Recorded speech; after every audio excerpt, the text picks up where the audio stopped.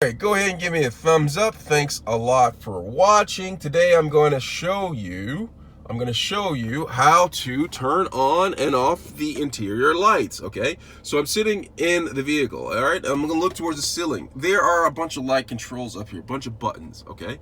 If I press this, the reading light comes on right here. On either side, I can do that, okay? To turn them off, I just press that again, and they're off, all right? Now to control the interior lights, to where all the lights turn on, I can just press this on button, and all the lights right there, and all throughout the vehicle turn on, okay? Now to turn it off, I either have to go back to door or back to off. If they're off, they're completely off. But there's also a door function, where if I have in the center, all right, they turn on when I open the door, just like that, okay? Now to turn them off, I just go like this, and the lights turn off, okay? Give me a thumbs up. Thanks a lot for watching.